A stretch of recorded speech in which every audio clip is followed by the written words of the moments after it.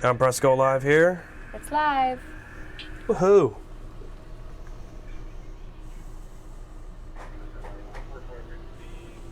And we're all done. Are we live? I think we're live. Are we live? We're here. Okay, this is what we do for a living, right? Yeah. Okay. Well, hey, everybody. This is something new we're going to be doing called KBC Preview, just to kind of preview some of the games that we're going to be talking about today. We have 12 on the docket tonight, so it should be a lot of fun. Yeah. So, we've been itching to get back to the high school season. It is the second half of the season now, so things are starting to heat up. Still 100 degrees, though. Yeah. Or close to it. Not very happy about wearing a t-shirt right now at the end of September, but we'll deal with it. We should be wearing maybe almost coats. Maybe. There won't be suns out tonight, so yeah, that's true. that'll be good. Well, first we had Thursday night lights in terms of high school, right? We know we had the NFL game yesterday. So that game was Lansing at Topeka West. Of course, the home is at Hummer Sports Park. Topeka West did lose that game 84-14. Even though the score does look bad on paper, they played well defensively. Kyrese Robinson had a lot of QB pressures. Jay Spanks, who's the leader on that team in terms of the DBs, had a lot of pass breakups. So that team is going to continue to develop under Trey Parker, the new head coach, Washburn alum. So again, the score might look bad. Yeah. They did have some great plays on defense. They had some good looks, which is kind of a trend we've been seeing with the Chargers all season. I feel like they've had, they've had a lot of losses so far, but they've had a lot of good plays in each of those losses, which when there's a new head coach in town, gives you hope for the future. Absolutely, and he's a Washburn alum. Yep. So, and he was an NFL standout as well. Exactly. Well, as we all know, one of the biggest matchups that we have every year is, you see it right here, Silver Lake, Rossville, game of the week, War on 24. Kate, I know you remember this too. That game last year. Overtime thriller, 22-21. Silver Lake was going nuts after when they won that one. That was an exciting game. And I mean, this is the one game that when we look at the schedule, like we don't really have any games of the weeks in mind ahead of the season starting. This is the one that's always on there. It could be week 1 or it could be week 8. Yep. This will always be the game of the week. And as you mentioned, it was a thriller last year, overtime. Tanner Martin finds Ian Stidham in the back of the end zone. You see Lane running to get the celebration. He's done it a couple times now. So will it be round 2? We've been picking some good game of the weeks. So I think we're the good luck charms. Maybe Lane Gillespie is the good luck charm. He's had a couple of those since he's been here. Now let me ask, because I know you did the KBC pregame, you talked to both coaches. What did Coach Thomason and what did Coach Pegram say to you in that KBC pregame? I think that something that's cool about this rivalry is that those two coaches have nothing but respect for each other and the other programs, even though it's like, it's a rivalry game. It's a small town rivalry. They're like 5-10 minutes down the road from each other. There's a little bit of hatred, I guess you could say, like there is with any rivalry. Of course. But not really. Like they just want to go out there and have fun. And the kids were telling me they just they try to treat it like any other game, though it may not always work because it is the War on 24. But they both are they like each other's programs. They both know that they put together really complete games. And I think something that's cool about this game, this year especially, is that it's a very equal matchup, in my opinion. I think they have things that are going to complement each other. I agree, and a lot of guys are back from both teams last year. So a lot of them were juniors, now a lot of them are seniors, of course. Should be a great one. Yeah. Even though it's going to be hot. Yeah. The thing about these teams is that they're very young. Yes. So that's why I say it's so equal matchup, you know? Tanner Martin, he's great at quarterback. Rossville, they've got young guys that are really making plays this year, and it's all starting to come together. So it's going to be, I think, another close one. I think what the Silver Lake's going to really have to do is contain Camden Horak. I know he can use his legs a lot. He's got a big arm. The Horak kids. The Horak brothers. They're so good. Yes. So we'll see what they can do. It should be a fun game. Yeah. And our next one. We got Wichita Northwest and Topeka High. Well, Topeka High got their first win of the year last year, excuse me. Last week. Last week, there we go. Words, there we go. They beat Emporia. So Wichita Northwest, I've been told from our Wichita stations, they are very, very good. They have several Division I offers on the table. None have been committed yet from what they were telling me, but Wichita Northwest, they're going to be a great matchup for Topeka High. It's at home tonight. So we'll see what Topeka High can do coming off their first win of the season. Yeah, plus it's homecoming for the Trojans. They had their big parade today that we're going to have coverage of on our news later, I know that. But I think that coming off that first win last week was the boost that they needed. Of course. And we might see a little more offensive action today. I think it'll be a good game. Well, if you don't know this, BJ Kennedy, the brother of Nija, of course, a star at Topeka High as well, he is going to be announcing his commitment on Wednesday or next Wednesday. He's got KU and K-State as his final 3. And Cal, which means he could be going out to California with his sister. I didn't even think about that. That's true. So we got a big decision there. He's been talking, as you talked to him too, he's been kind of doing quarterback, kind of defensive end. What did he kind of mention to you when you talked to him earlier in the preseason? Yeah, I know Zane Smith has been taking over at quarterback lately, but they've kind of been hopping around with guys in some of their games just trying to figure out what works, I would think. But he said that they were really excited about this season. It's been last year was a big, kind of rebuild year, get back in the swing of things, and this year they've had some really good looks so far. Even in their losses, they've had some good scores. So it'll be exciting. We'll see what the Topeka High Trojans can do. Yeah. And now we got another great one coming up here. Perry Lecompton over at Hayden. That's their homecoming as well. So, they're going to turn out. They're 4-0. I know we've covered, obviously, all 4 of their games so far, and they look really good. Yeah. They're dropping like 70 burgers on every team that they play, but the Cause have been showing a lot of good looks lately, too. Yes, I know. And you talked to Coach Paramore. He said it was going to be a kind of a work in progress. He kind of talked about, hey, we're going to have kind of a young team. Am I right? Is that what he told you? Yeah. I think when you look at last year, a lot of our Northeast Kansas teams were kind of older. We had a lot of teams going to state. They were very experienced guys. And the theme this year, I feel like with a lot of our teams in this area, is they're very young, but they're very scrappy, so I like it. That's very true. And Hayden, we know one guy who's going to get the rock a lot tonight, and you know his name. Yes, Finn Dunshee. They have a great offense. You got Jet Wallmeyer, you got Jensen Strickle. They got some guys, and I know they lose Joe Otting, right, the big guy that goes to Notre Dame. Yeah. They're a great team. Yeah. And they're going to be in the playoff race this coming year. So that's another good one. Homecoming for the Wildcats. Homecoming. Yes. Of course, the next one we have here is Jefferson West and Nemaha Central. 17 straight. Could be 18. I know. Could be 18 tonight. I think, I don't know if I know this for sure, but obviously it's the second longest behind Andale. We know how Andale's got like a 5-season-long streak going. Yes, and we really quick, we know that was That's an A. Supposed to be an A. That's an A. It's okay. We'll just pretend. Hey, we all make mistakes, right? No, so, Katie, I know you've covered a couple of Nemaha games as well, and you talked with Coach Glatzik earlier in the season. What's been working for them after they lost a big senior class too? Yeah, I think that's what's been a little surprising with them is when I talked with all of them before the season, they were kind of like, yeah, we're a little young, we're not sure like how it's going to be yet. We got to get some playmakers stepping up on offense, and they have. They've gotten shutout wins so far where they're dropping over 60 points on opponents, and they've kept their win streak alive.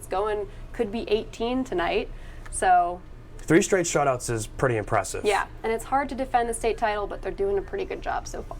Well, and you guys might remember the name Cooper Hike, who's over at Hutchinson now. His brother Carter, I think, is filling his shoes pretty nicely. Yeah. It's like he's quarterback, but every time he takes the ball, he scores. So he can do it all on the ground too. As we said a couple weeks ago, it runs in the family. Yeah. A lot of brothers. It runs in the family. Around here. And I see with Jefferson West, I know Hayden, beat them pretty good last week. However, I did like what Jefferson West was doing. They were moving the ball pretty well. They moved the ball. They have good movement on the offensive line. Again, another team that is a little bit young, right? Again, it's kind of the inexperience. But you know what? As the season goes along, as you mentioned earlier, that's when you're going to feel for what you have in your program. And I was when Jeff West hosted Sabetha the week before last week. They had some good scores. Like, they had some really good looks. Sabetha may have won that game, but the Tigers had some pretty good looks, and it was a pretty good sign of where their program's headed, I think. Absolutely. Next game. Do we have a next game? We do. Speaking of Sabetha. It's a little slow. Yes. So we have Riley County, who's actually been quite impressive so far this year, and of course Sabetha, who's number 2 in Class 2A. Nemaha's number 1. It's got to be pretty fun. And another undefeated program, too. So, Katie, I know you'll be at this game. And Sabetha, from your eyes, what have you seen from the Blue Jays?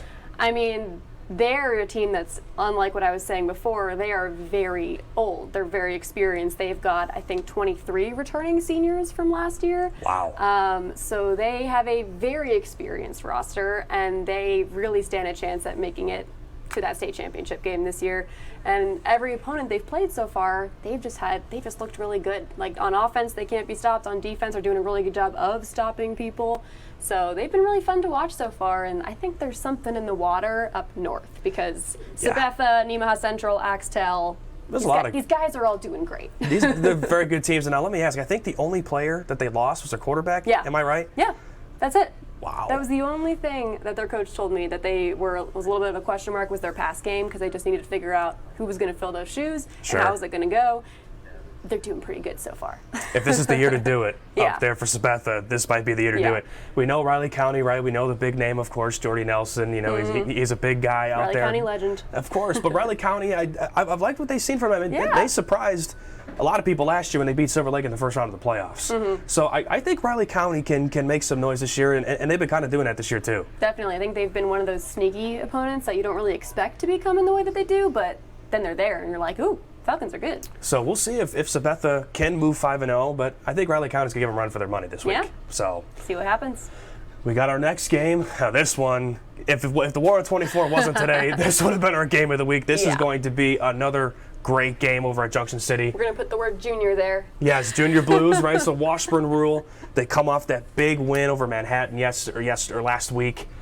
I mean, that was a fantastic game, right? They're coming off the state championship. They were at 16 wins at that point. Yeah. Washburn Rural, they've looked really impressive. Yeah. I think that Washburn Rural, Junction City, Manhattan, and Derby down south have just become these like unspoken rivalries, I feel like, with each other. But yeah, every time that Washburn Rural, Junction City, and Manhattan play any form of that triangle, it is always like you want it to be the game of the week. Exactly. Yeah. It's good football. Mm-hmm. It's good football, and I think another team, Washburn Rural is another team that's got a lot of guys back. Mm-hmm. You have Brandon Deweese, you got Titan Osborne, the Heim brothers, just naming a couple.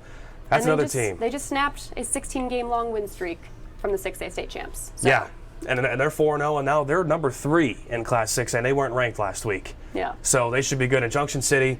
We know the big name, of course, out there, Michael Boganowski. Yep. He's another guy that's got KU and K-State offers. Still waiting to see what he's going to do.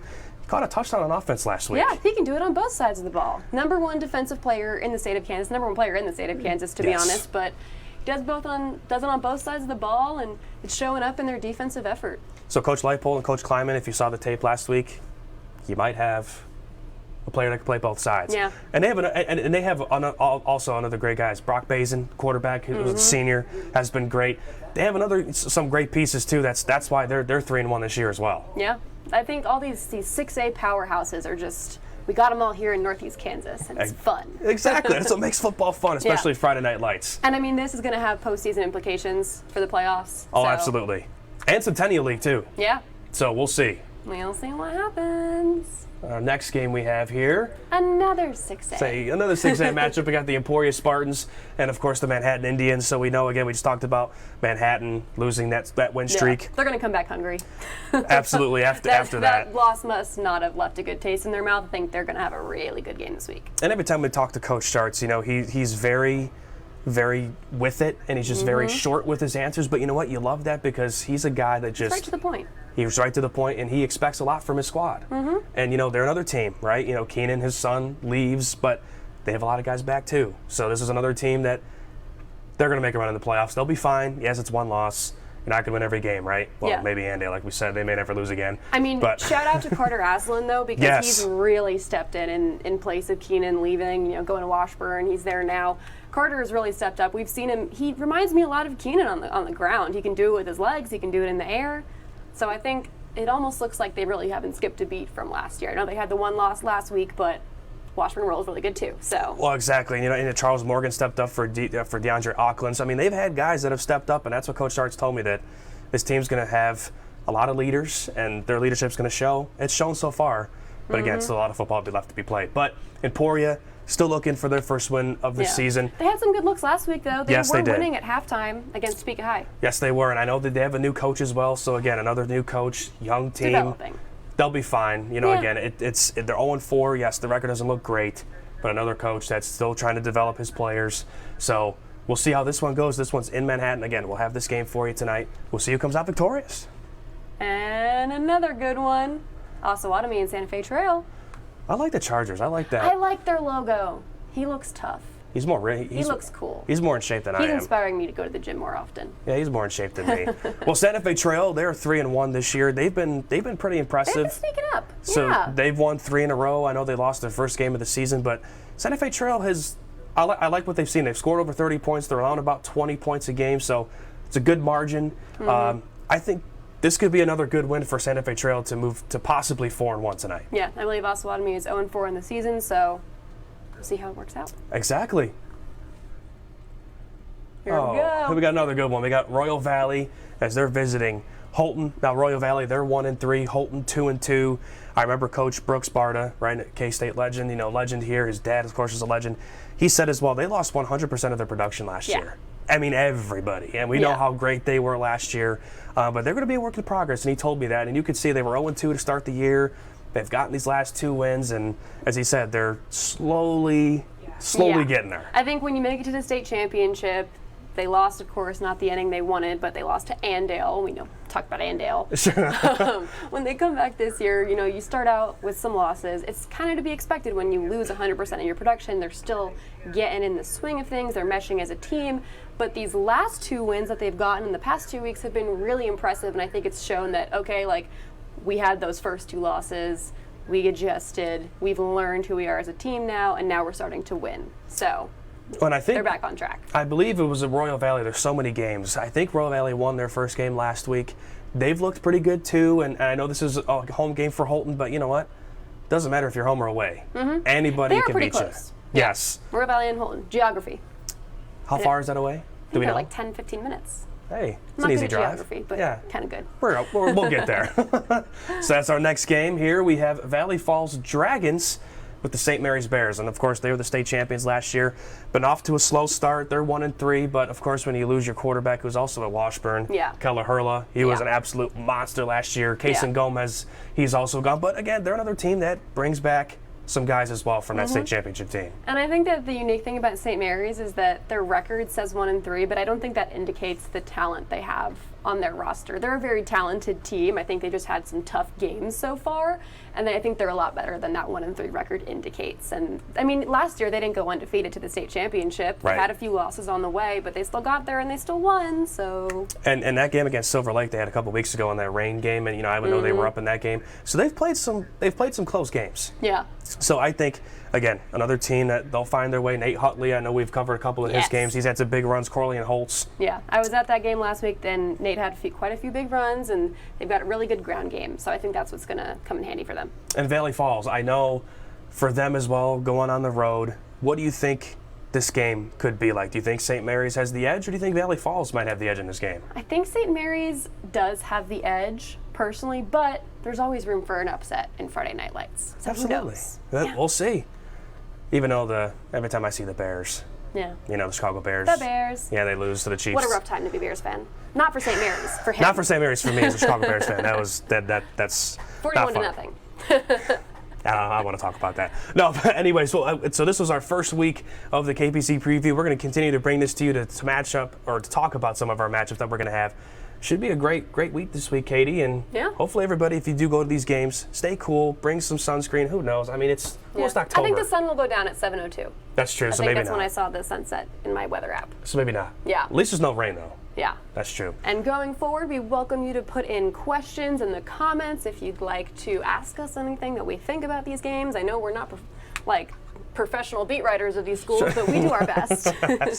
Absolutely, yes. As Katie mentioned, please continue to comment in our Facebook posts so, again, we could talk about that. And hopefully you enjoyed this. I think Katie and I enjoyed this as well to kind of talk about these teams. And stay tuned for next week. Should be a great week. 10:15 tonight. We are going to have all these highlights and more from our game of the week as well. 12 games tonight, so be there or be square. Okay, so I got to ask one question. Who do you think is going to win the War on 24 tonight? Don't make me choose. I love them both. Do you think it'll be overtime? Yes. Overtime again? Yeah. That always makes it fun, right? Overtime games are more fun. Maybe Lane would disagree because it makes his job harder. But. Yeah. Well, he's had a couple of those, like even earlier this year too, where he's had the overtime throws with Shawnee Heights and Seaman. Yeah. So I just like to see Lane running to these celebrations, the camera shaking like crazy. So if only he could hear us right now. Exactly. If only he can hear us. Well, that's going to do it for this first week of our KPC preview. Again, stay tuned for Kansas Prep Zone tonight at 10:15, and we'll have all that coverage for you. Thanks so much for joining us.